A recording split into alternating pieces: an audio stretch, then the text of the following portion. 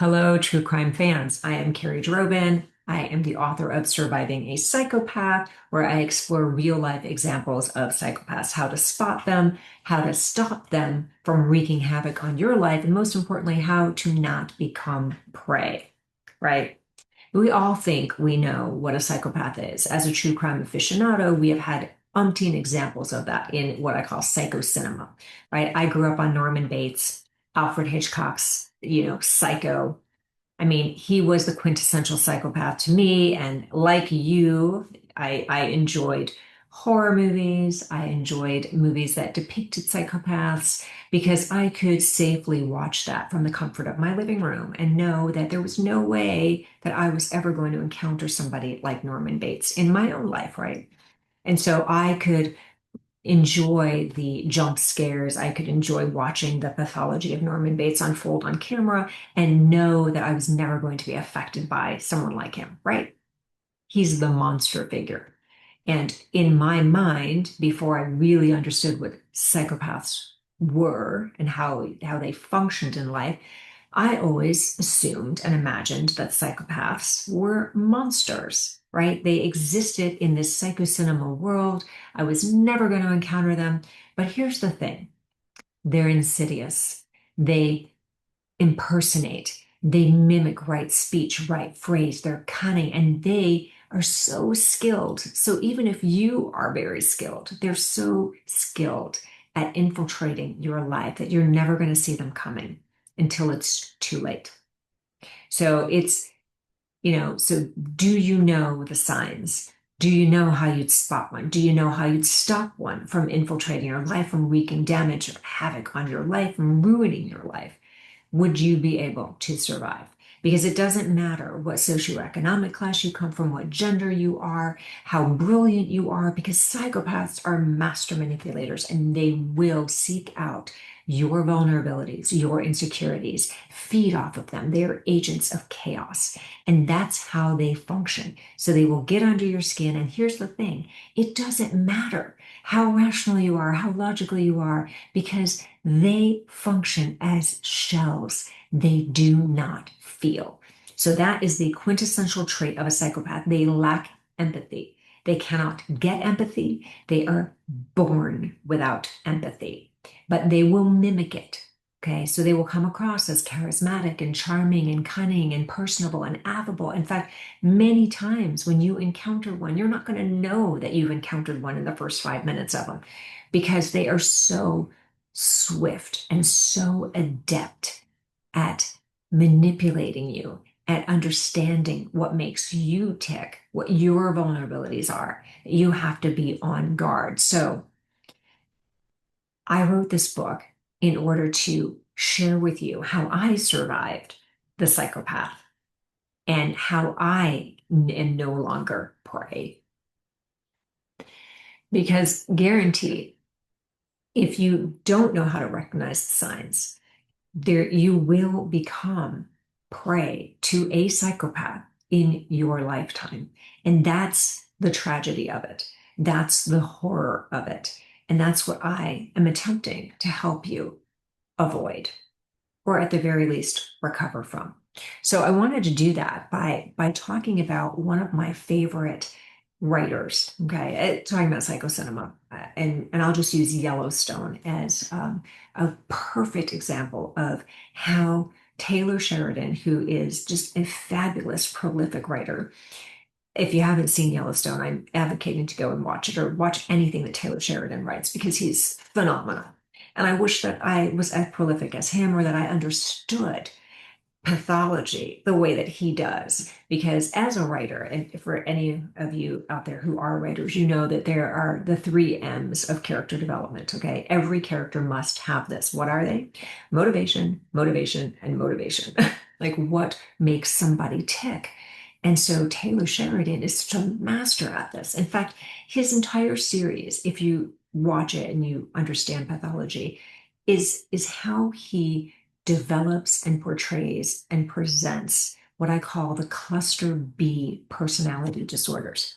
But just for sake of simplification, I want to focus on Beth Dutton.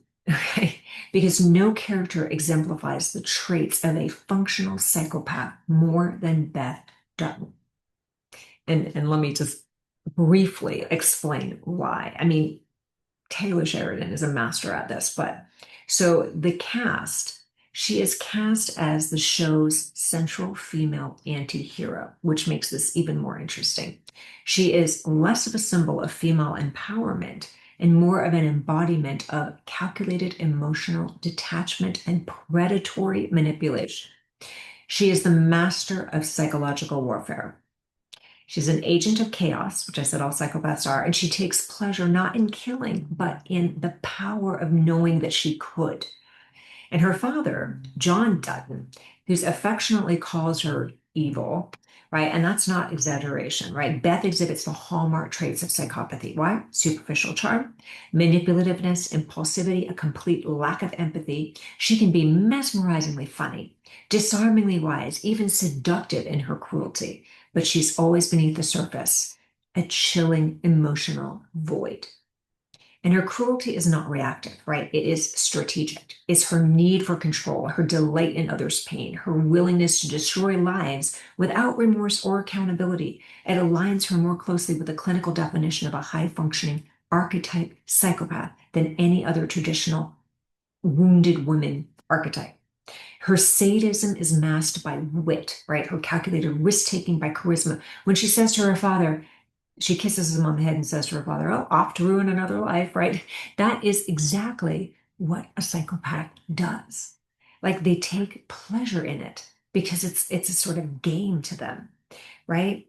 She is often applauded for surviving in a man's world, but she doesn't just merely adapt to it. She dominates it, right? Through intimidation and what I would call emotional terrorism. Again, hallmarks of psychopathy. So, Yellowstone's most compelling character is also its most dangerous. All right, think about that. I think, anyway, Beth Dutton is the most compelling, but she's also the most dangerous. Why? Because she breaks the rules, because she rewrites them, right? Without blinking. But she didn't just become this way in a vacuum. And her pathology is it's innate, but it's also cultivated. So let me explain, right? Because I'm firmly convinced, and I think the science, the literature backs this, that psychopaths are born and not made. They are born without empathy. Okay, so she is innately born that way, but it's also cultivated. It's fostered by her father, John Dutton, because he embodies the psychology of power and control. So John Dutton operates with this sort of territorial, narcissistic philosophy that is rooted in ownership, right? Think about it. Next time you watch Yellowstone, if you haven't watched Yellowstone yet, just think about these traits. I mean, Taylor Sheridan is brilliant at this. He really understands this. So John Dutton is all about ownership, whether it's land, legacy, or people. His children and employees are not individuals with agency, right? They are instruments of the empire, of his empire. They're extensions of his will. And that's really the only way that he loves them. So when they defy him, he doesn't rage, he erases them. For example, Beth's sterilization. Sorry, that was a spoiler alert. I should have said, but so he arranges for her to have an abortion. So when she defies him, he sterilizes her. He orchestrates it without her knowledge, right? It's a horrifying act of domination disguised as paternalism. I mean, it's really pretty brilliant when you think about it. His psychopathic detachment is chillingly revealed in moments like Jamie's suicidal breakdown, right? When John has the power to save him with a single word, but instead he chooses silence, right? Because we all know poor Jamie, Jamie in this saga, right? All he wants, all he's ever wanted is his father's approval or acceptance. And when John Dutton has the power to give it, he doesn't give it. He's silent instead, which is cruel, right? And what makes John particularly dangerous is his use of calculated grooming. So he selects the broken people. Rip, who's Beth's eventual husband, Casey, who's John's youngest son, Jamie, who's, the throwaway son. He offers them just enough structure and violence that, sorry, and conditional love to ensure that they never leave him. Right? I mean, think about that. It took me a while to figure this out because I actually liked John Dutton's character from the beginning. I mean, I actually thought, oh, this is a guy that really just like has conviction and knows what he wants and loves his family. But if you really drill that down, he's very controlling and he controls through structure and violence and conditional love. So these people don't leave him. Rick doesn't leave him. Casey doesn't leave him. Jamie doesn't leave him. Beth Dutton doesn't leave him. So this is how he loves them. He doesn't rule through overt threats. He rules through the illusion of sanctuary, right? So the only child that he respects is Beth. Why do you think that is? Not despite her pathology, but because of it. So unlike Jamie, who seeks autonomy, or Casey, who wants to break the cycle, right? Beth channels her pain into strategic allegiance. So her psychopathy mirrors John Dutton's. They mirror each other. It's refined, it's loyal, and it's lethal. She is both weapon and heir. So if you go back and you watch Yellowstone and you haven't seen it yet, just watch that dynamic. It's a fascinating portrayal of psychopathy in television, and Taylor Sheridan is a master at it. I don't know how he became that way, but man, I would love to be able to write like him, first of all. But Beth and John form this psychological ecosystem of cluster B personality dysfunction. It's like a dynasty that is sustained not by love or legacy, but by power, control, and emotional manipulation. It is plays out in this perfect psychocinema is the only way I can call it. But it's not a, I mean, Yellowstone portrays itself as a Western, right? But it's not actually or just a Western. It is a dark psychological case study in how personality disorders masquerade as strength, how entire empires are built not on land, but on the fractured psyches of those sworn to defend it. So Beth Dutton is not a victim of her environment so much as its most efficient weapon. Her pathology that is honed under her father's calculated grip reveals itself starkly in her relationships. Right? She doesn't love in the traditional sense. She wages warfare. And that is what a psychopath does. Because for Beth, love is not tenderness, it's dominance. And it's a game. It's absolute loyalty. So Rip Wheeler, who is the man who loves her, right? He loves her unconditionally. He's the foil for her, basically. He survives not because she returns his love, but because he's the only one willing to be conquered by it. So think about that. When you're in a relationship with a psychopath, there's usually the psychopath who dominates and the other one who is submissive and is conquered by it. And so if the person stays in a psychopathic relationship, they are willing to be conquered by it because they're certainly not receiving love in return. Right? Rip's devotion feeds her illusion of intimacy without ever requiring her to be vulnerable. And that's really essentially, it's what I explain in my book, Surviving a Psychopath, but it plays out so beautifully in Yellowstone that I'm using it now as an example. By the way, this is not in the book, but I'm using it as an example of that kind of relationship, right? Why do Beth and Rip work? Because Rip is essentially surrendering to her. He's willing to be dominated by her. He doesn't tame her. He accepts her terms of engagement, no matter how brutal. Why? Well, that's a whole nother psychology. but he does. I mean, if you look at their relationship, because that's one of the things that actually confused me initially is what was Rip doing with her? But that's what he's doing with her. He accepts her. And so Beth's reliance on alcohol and violence sort of like emphasizes her deep emotional disassociation. She drinks not to forget, but to numb the static of her inner torment. So when the booze doesn't work, she seeks destruction, lashing out as a way to bleed her suffering onto others. So her campaign against Jamie, for example, her wayward brother, is not just revenge for his past betrayal, which she cannot get over. It's obsession. It's like this pathological need to reduce him to a symbol of her own unhealed wounds, right?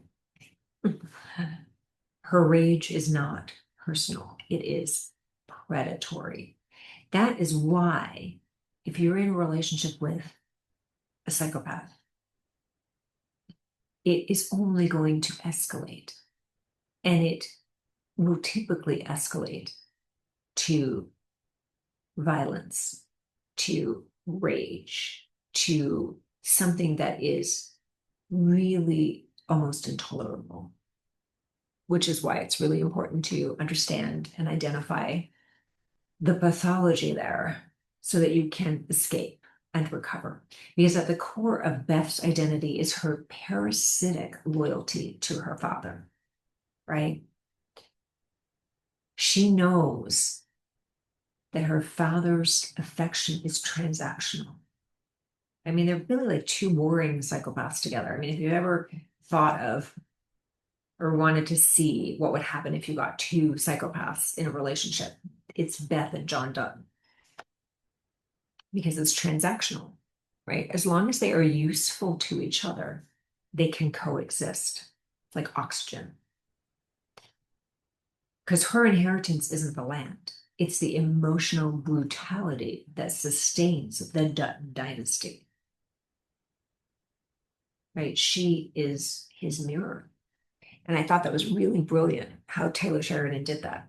Because he didn't just present us with this sort of Norman Bates character, he presented us with a character who was a functional psychopath. I mean, she had a career, she had relationships, she had this bastardized version of devotion to her father, right? So even her seeming escape into her high-powered corporate life is a facade, because the moment that she steps off the jet and back into Dutton land, her addictions spiral, right? I mean, do you ever like wonder? I mean, I certainly did. Like, what is this like a more sophisticated, high-powered lawyer doing or wanting in this sort of ranch style life? And what was she doing with Rick? Well, now it all makes sense because if she's a functional psychopath, you understand what she is, what drives her, what she needs, right? So her success has never been hers. It's always been in service of the family brand or the family war, right? So Beth Dutton never left the ranch. She just found higher ground to watch it burn, right? So in the end, she's not Yellowstone's anti-hero. She is its symptom. So anyway, that's what I'll leave you with today. But I hope that this, number one, encourages you to go and watch Yellowstone and really take a look at the two mirror images of psychopaths that are portrayed brilliantly there, I think. But also, if you're interested in finding out a little bit more of like what it might be like in your life, have you encountered a psychopath? And if you ever did, would you know the signs? Would you know how to spot one and stop them from ruining your life? Would you know how to survive one? Thanks for listening. Until next time, I'm Carrie Drobin.